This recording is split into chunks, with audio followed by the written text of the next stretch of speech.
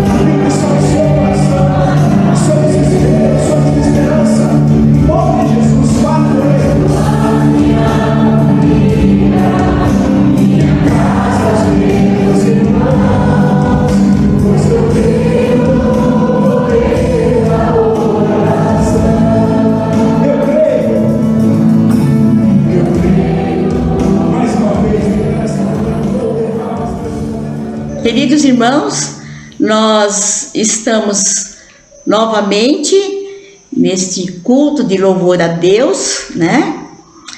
Não presencial, mas unidos em espírito em Cristo Jesus. Nós iremos fazer oração pelo pacto e também pelo dízimo e as ofertas. Oremos. Senhor nosso Deus, na Tua presença nós estamos agradecidos por mais este dia de vida que o Senhor nos concede. E, Pai, Te louvando, porque só o Senhor é que merece toda a nossa adoração, toda a nossa gratidão. E intercedendo, Pai querido, pelos irmãos que têm feito pacto de oração, por tantos pedidos, Senhor, nós não sabemos quais são, mas o Senhor conhece cada coração. E nós cremos, ó Pai, que o Senhor está agora atendendo tanto problemas físicos, material, espiritual, emocional. O Senhor conhece cada coração e sabe cada necessidade. Também, ó Pai, Te agradecemos pelos irmãos que irão dizimar, estão em obediência à Sua palavra. E nós pedimos a bênção toda especial para cada um. E também, ó Pai, pelas ofertas, que nada venha a faltar na casa de nenhum e que a Tua casa também esteja, Senhor, sempre com recursos. Nós Te pedimos e Te agradecemos em nome de Jesus. Amém. Queremos ouvir Tua voz. Sensível de obedecer.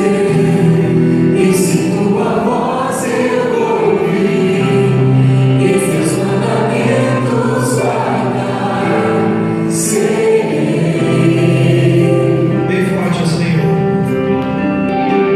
Bendito por onde eu passar, as Suas bênçãos vou receber.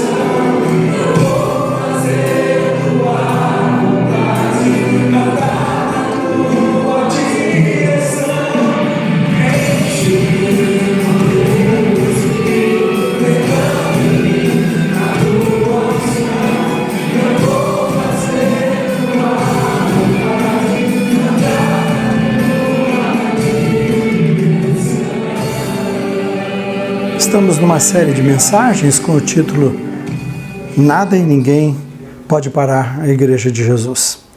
E quando Jesus instituiu a igreja e começou com essa afirmação de que ela seria construída sobre a rocha, e Ele próprio, que é a rocha, a sua vida e a palavra são a rocha, Ele edificaria a sua igreja e as portas do inferno não prevaleceriam contra ela. A igreja seria edificada sobre um alicerce inabalável, Ele, a rocha. A igreja seria edificada por Ele e a igreja seria dele e as portas do inferno não poderiam conter o seu avanço.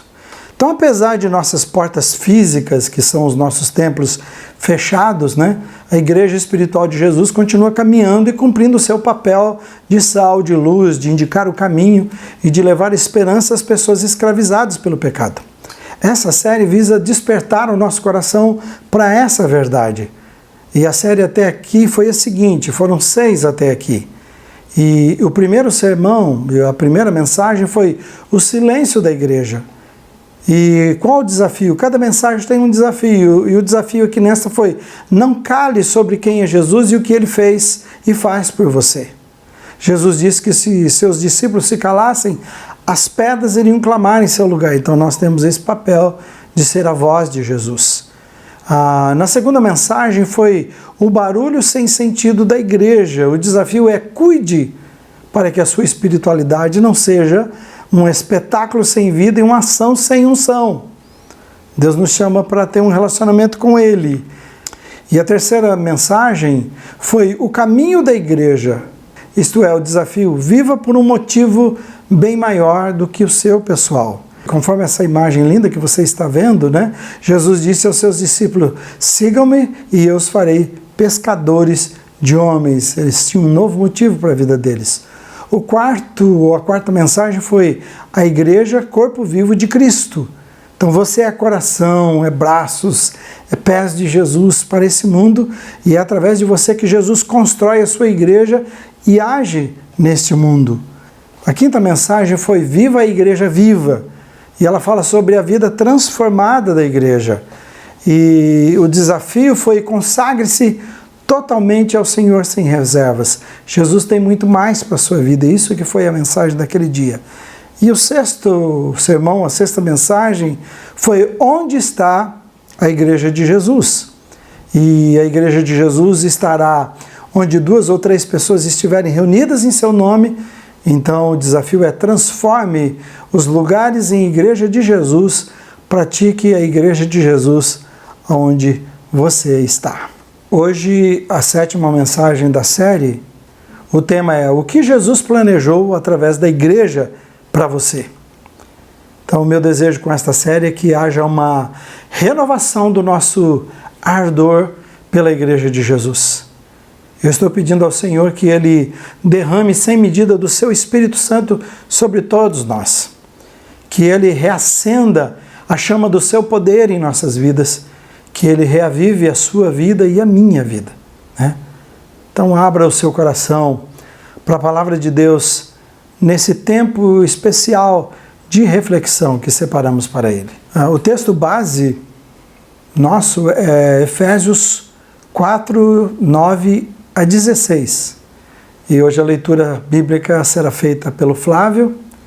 Muito obrigado, querido, pela sua participação com a gente. Vamos à leitura.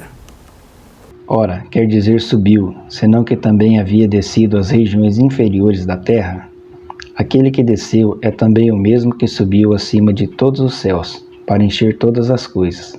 E ele mesmo concedeu, uns para apóstolos, outros para profetas, outros para evangelistas e outros para pastores e mestres, com vistas ao aperfeiçoamento dos santos para o desempenho do seu serviço, para a edificação do corpo de Cristo, até que todos cheguemos à unidade da fé e do pleno conhecimento do Filho de Deus, à perfeita varonilidade, à medida da estatura da plenitude de Cristo, para que não mais sejamos como meninos, agitados de um lado para o outro, elevados ao redor por todo o vento de doutrina, pela artimanha dos homens, pela astúcia com que induzem ao erro, mas seguindo a verdade em amor, cresçamos em tudo naquele que é a cabeça, Cristo, de quem todo o corpo, bem ajustado e consolidado pelo auxílio de toda a junta, segundo a justa cooperação de cada parte, efetua o seu próprio aumento para a edificação de si mesmo em amor. Eu fiquei impressionado depois de algum tempo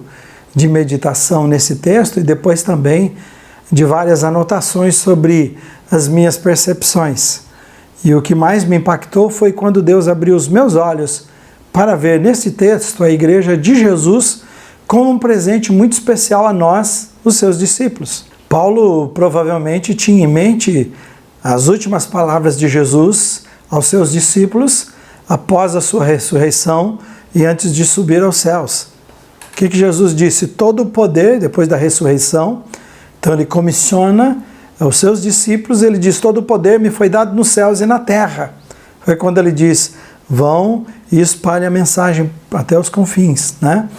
E os primeiros 3 versículos de nossa leitura bíblica fala que Jesus subiu, mas também desceu até as regiões inferiores da terra, mas aquele que desceu também subiu acima de todos os céus para encher todas as coisas. E como parte de todo o poder que tem em suas mãos e seu propósito de encher, de completar, de preencher completamente todas as coisas, ele equipou, ele estruturou, ele fundou, é claro, e ele equipou e estruturou a sua igreja com tudo o necessário para ser representante do seu nome e do seu reino na terra. Para isso a igreja foi equipada. A pergunta que eu tenho para trazer luz, né, para nos ajudar a entender mais profundamente o propósito de Jesus para a nossa vida, a pergunta é o que Jesus planejou através da igreja para você. Primeiramente, Jesus planejou ministérios adequados às suas necessidades espirituais. Há um texto em 2 Pedro, capítulo 1, versículo 3 a 4, que diz que o seu divino poder nos deu todas as coisas de que necessitamos para a vida e para a piedade por meio do pleno conhecimento daquele que nos chamou para a sua própria glória e virtude. Por intermédio destas, ele nos deu as suas grandiosas e preciosas promessas, para que por elas vocês se tornassem participantes da natureza divina e fugissem da corrupção que há no mundo causada pela cobiça. O versículo 11 da leitura de hoje diz: Ele mesmo concedeu uns para apóstolos, outros para profetas, outros para evangelistas e outros para pastores e mestres, com vistas ao aperfeiçoamento dos santos. Esses são os ministérios especiais criados e dados por Jesus à sua igreja. Ministérios de apóstolos, de profetas, de evangelistas, de pastores e de mestres, para atender às suas necessidades espirituais, para promover o seu desenvolvimento, promover o seu crescimento. Então eu quero que você diga: obrigado, Jesus, por planejar e organizar a sua igreja para abençoar a minha vida completamente. Segundo, Jesus planejou pessoas capacitadas para prepararem você. Ninguém se torna apóstolo, profeta ou pastor por escolha pessoal, como também ninguém pode exercer tais ministérios somente pela capacidade e habilidade humana. É preciso ter chamado de Deus, ser escolhido por Deus e ser cheio do Espírito Santo. Com isso eu quero dizer que, assim como Jesus criou os ministérios, ele também chamou e capacitou pessoas para servirem nesse ministério. E a razão dos ministérios e dos servos chamados e capacitados por Jesus está no versículo 12, que diz: com vistas ao aperfeiçoamento dos santos, para o desempenho do seu serviço, para a edificação do corpo de Cristo.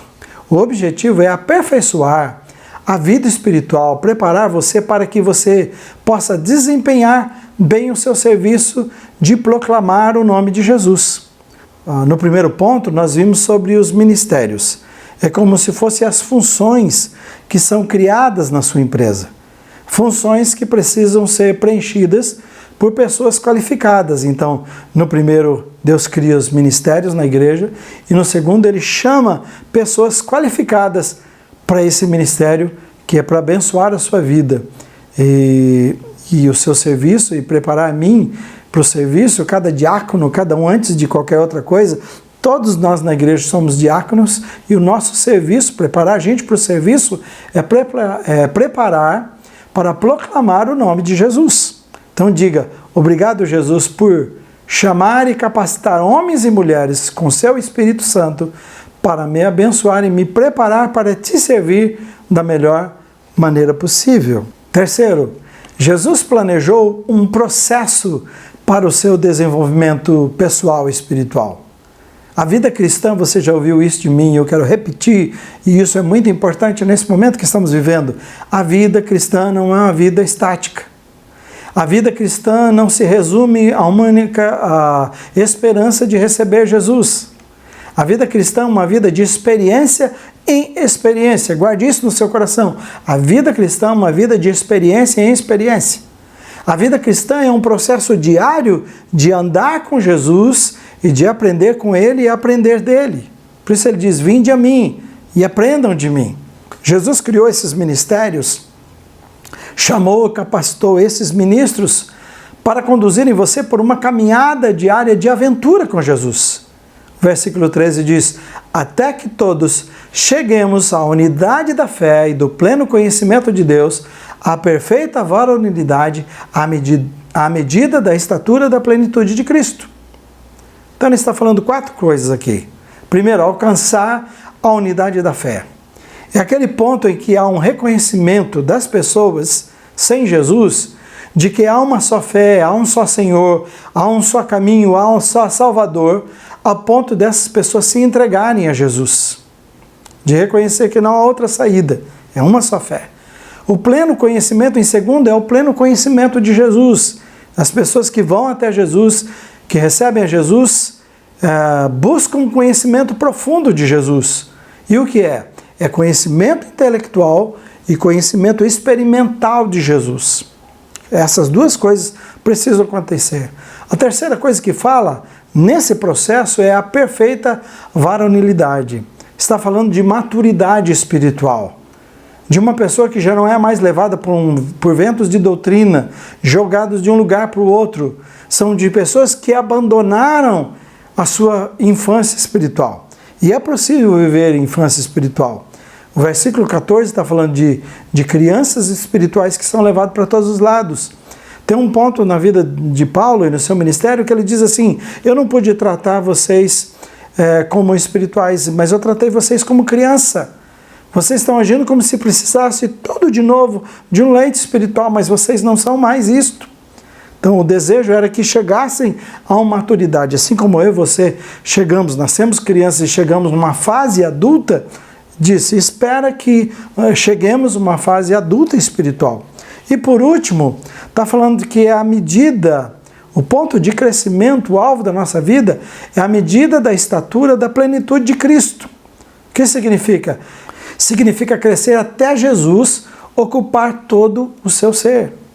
O processo que Jesus planejou para o seu crescimento é tão maravilhoso que você pode chegar até o ponto de ser tudo quanto Jesus Cristo é. Então diga, obrigado Jesus, pelo processo maravilhoso que o Senhor planejou para que eu seja transformado até o ponto de ser parecido com o Senhor. Em quarto lugar, Jesus planejou um lugar especial para você no seu corpo, o corpo de Cristo, a igreja. Em um dos versículos anteriores à nossa leitura de hoje, diz que a graça de Jesus, acho que se não me engano o versículo 7, que a graça de Jesus foi concedida a cada um de nós. Não somente aqueles. Por isso fala dos ministérios de preparação e o ministério dos santos. E a graça foi concedida a cada um de nós. Ninguém fica fora disto. Então toda e qualquer pessoa que recebe a Jesus em sua vida é inserida no corpo de Cristo, a igreja, com um dom peculiar. Todos são inseridos para terem utilidade. Então por isso é lamentável que as igrejas em geral estejam vivendo como um ministério voltado somente para algumas pessoas e a grande maioria o que faz é serem apenas espectadores. Por isso um grande desafio nosso é devolver a igreja para a mão das pessoas, hoje. Então o versículo 16 da nossa leitura fala de cooperação de cada parte para o desenvolvimento da igreja. Cooperação dos ministérios de liderança e cooperação com dos santos, com a sua função, cada um no seu lugar. O capítulo 12 de 1 Coríntios tem uma aula sobre a organização e o funcionamento da igreja. Eu quero orientar você a ler depois, né? Veja lá, e você vai ser impactado por ele. Mas no versículo 18 diz: de fato, Deus dispôs cada um dos membros no corpo segundo a sua vontade. Não é a minha vontade, não é a sua vontade. Se fosse conforme o nosso olhar para a igreja possivelmente seria um corpo defeituoso, porque nós escolheríamos as coisas que nós consideramos mais importantes. E então, por isso, Deus coordenou o corpo e organizou ele de um jeito que é segundo a sua vontade para ele agir bem. É interessante a importância disso, né? E é lá que diz que Deus encheu de glória, né, nesse texto, que diz que Deus encheu de glória os membros que não têm tanta glória, para que todos tenham o mesmo valor no corpo. Eu posso pegar aqui como exemplo o corpo, que ele está citando, o corpo físico. Vamos pensar que você está indo para um casamento e você apareça lá de terno e descalço. Ou você, a mulher, apareça também com um vestido super especial, fino, mas descalça. A menos que haja uma razão para isso. Caso contrário, todos vão achar que não combina, que está feio demais. Porque o pé não é uma coisa para a gente sair mostrando por aí. Entende? Então o que a gente faz? Isso que não é tão bonito, a gente coloca uma coisa bonita, que é um calçado, né? Um calçado especial. Alguns até têm condições de colocar um calçado muito caro. E todos, ao olharem, não vão lembrar do pé. Ao olhar, nossa, que sapato lindo, é assim. Então a Bíblia diz que Paulo está dizendo ali, orientando através do Espírito Santo, orientando através de Paulo, na verdade, dizendo como é o corpo, como funciona, e diz que Deus encaixou de um jeito que ele reveste de glória aqueles que têm menos. Então existe no ministério também da igreja aqueles que não aparecem tanto. E o que Deus faz é vestir de glória para que eles tenham o mesmo valor. Então Deus encaixou você no corpo de Cristo, e a igreja, pensando em sua individualidade, pensando em suas habilidades, pensando em sua realização e planejando o melhor para a igreja e pensando no desenvolvimento dela. Então tenha certeza do seu lugar especial. Eu quero que você fale comigo e diga assim: olha, Deus, obrigado, Jesus, por me receber em seu corpo, a igreja, e me dar um lugar tão especial para eu te servir e ser significativo. Quinto lugar, Jesus planejou uma interdependência indissolúvel para você. Jesus compara a sua igreja ao corpo humano, como nós já vimos, e todos os membros estão interligados. Cada membro, né, precisa do outro, né? Como o olho precisa, né, da mão, não tem jeito, é assim. A boca precisa do ouvido, o ouvido da boca. Então cada membro precisa um do outro. Todos são necessários e nenhum é dispensável, somos indispensáveis. Estamos tão ligados que se um membro, a Bíblia cita assim, mas não no corpo é assim, né? Corpo físico. Se um membro sofre, então todo o restante do corpo vai sofrer junto. Não é assim? O versículo 16 diz: de quem todo o corpo, bem ajustado e consolidado pelo auxílio de toda a junta, segundo a justa cooperação de cada parte, efetua o seu próprio aumento para a edificação de si mesmo em amor. É o corpo que efetua o seu próprio aumento. O corpo edifica a si mesmo. O corpo é consolidado e bem ajustado por causa do auxílio de membros especiais. O corpo também se desenvolve por causa da cooperação de cada um. Essa, então, é uma ligação inquebrável. Então você não pode sem os outros e os outros não podem sem você. Então diga assim: obrigado, Jesus, por essa ligação, por essa conexão tão profunda e especial que temos uns com os outros. Obrigado por me tornar em um canal por onde flui a sua vida. Sexto e último, Jesus planejou um ambiente de amor para o seu desenvolvimento. Um ambiente de amor é um ambiente de aceitação. É um ambiente do allelon, do uns aos outros, a palavra grega para uns aos outros, de perdoar uns aos outros, de amar uns aos outros, de ajudar uns aos outros, de orar uns pelos outros, de socorrer uns aos outros. O amor é quando você deseja para outra pessoa o que você deseja para você mesmo, com a mesma intensidade. O versículo 15 fala: mas seguindo a verdade em amor, cresçamos em tudo naquele que é o cabeça, Cristo. E o versículo 16, uma parte dele diz, a parte final diz: segundo a justa cooperação de cada parte, efetua o seu próprio aumento para a edificação de si mesmo em amor. Colossenses 3,14 afirma que o amor é o vínculo da perfeição, isto é, ele é o canal que conduz à perfeição. Em outras palavras, ele é o elo de ligação. É o amor que nos conecta, que nos liga uns aos outros. É através do amor de Cristo e do amor de uns pelos outros que a Igreja de Jesus se desenvolve. Esse é o ambiente da Igreja de Jesus. Eu quero que você diga assim: obrigado, Jesus, primeiro por me aceitar quando eu não merecia, e depois por me colocar em um corpo, a sua igreja, onde eu sou aceito e amado do jeito que eu sou. Olha, se você está numa igreja, se você já pertence, está ligado a uma igreja, isto aqui é para despertar o seu coração e despertar.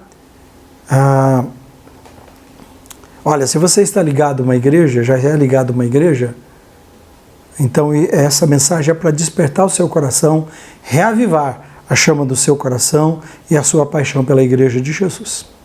É para isso. Mas se você não pertence a uma igreja, se você não está ligado numa igreja, né, é para você ter uma noção de quão especial você é e o que Jesus planejou para você, uma comunidade que te ama, uma comunidade que cerca você, uma comunidade para você conviver e ser apoiado e experimentar o melhor da vida. Então deixe-me rever com vocês que Jesus planejou, que é tão maravilhoso, que é a sua igreja para cada um de nós. Ele planejou ministérios adequados às suas necessidades espirituais. Ele planejou também pessoas capacitadas para ocupar esses ministérios, para prepararem você, né? Ele planejou um processo para o seu desenvolvimento espiritual, a sua vida não é estática, é uma vida de experiência em experiência, é uma vida de aventura. Ele planejou um lugar especial para você no corpo de Cristo. Você tem utilidade, todos temos, e um lugar é especial. Ninguém fica parado no corpo de Cristo. Não fomos chamados para sentar e ser espectadores. Ele planejou uma interdependência indissolúvel para você, dizendo assim: você é indispensável na igreja. Você tem um chamado e a sua função não pode ser exercida por mais ninguém, e ninguém pode exercer do jeito que você exerce. Então precisa você. Em sexto lugar, ele planejou, e último, né? Ele planejou um ambiente de amor para o seu desenvolvimento, um ambiente de aceitação. Deixa eu orar com você. Se você quiser, coloque a mão sobre o seu coração e vamos pedir que Deus reavive o nosso coração para que a gente seja apaixonado pela sua igreja, né? Pai, em dias como esse, que muitos podem se perder e não entender a importância da igreja para suas vidas, estamos aqui mais uma vez nesta 7ª mensagem da série, avaliando e aprendendo sobre o valor da igreja para as nossas vidas. É o projeto mais fascinante na face da terra que o Senhor criou, que o Senhor instituiu, para ser esse ambiente maravilhoso de desenvolvimento, de crescimento, de fortalecimento das nossas vidas. É também um lugar tão fascinante para a gente amar as pessoas e mostrar para o mundo, porque o Senhor disse assim: nisto conhecerão que são os meus discípulos, Não por causa das coisas maravilhosas que a igreja faria, né, pelas maravilhas, pelos milagres, mas o maior milagre e a coisa mais impactante era o jeito que íamos nos amar. Esse ambiente, essa ligação tão poderosa, esse elo que há entre nós através do amor, é assim que ela se desenvolve. Ajuda-nos a vivermos essa igreja. Ajuda-nos a sermos apaixonados por essa igreja. Ajuda a mostrarmos para o mundo o brilho de Cristo através da igreja, para que as pessoas também vejam na sua igreja e queiram se ligar a ela, não como instituição, mas como um lugar maravilhoso da sua habitação, corpo de Cristo, onde nós somos os braços, as pernas, os seus olhos, o seu coração, para as pessoas que estão desesperadas, que não veem saída num mundo perdido. Ajuda-nos então, reaviva o nosso coração, reacende a chama do nosso coração, reacende a paixão pela igreja e ajuda-nos a vivê-lo em todos os lugares, todo lugar que o Senhor nos levar e onde estivermos, que sejamos uma testemunha viva do Senhor, no nome de Jesus, para a glória de Jesus. Amém. Desejo a você uma semana abençoada no nome de Jesus, a você e a sua família, que você tenha uma semana de vitória, que você experimente a presença dele em todos os momentos, que ele proteja a sua vida, que ele te dê prosperidade em tudo, no seu casamento, na sua família, né? Na sua vida emocional, espiritual, física, nos seus negócios, que Deus esteja com você te abençoando e dirigindo de todas as formas, tá bem? Estamos orando, continuamos orando, quero pedir que você se cuide, tem aumentado consideravelmente o número de infectados, tenho ouvido que estão quase saturados os nossos hospitais, então não é momento de você brincar com isso. Nenhum momento né? Então quero pedir a você que tome todo cuidado nesses dias. Nós ainda não voltamos, estamos querendo voltar pelo menos com o Ministério de Louvor, né? Não está sendo fácil, estamos orando por isso, né? Então quero pedir a você que zele mesmo pela sua família e pela vida das outras pessoas. Deus te abençoe e até o nosso próximo encontro. Até lá.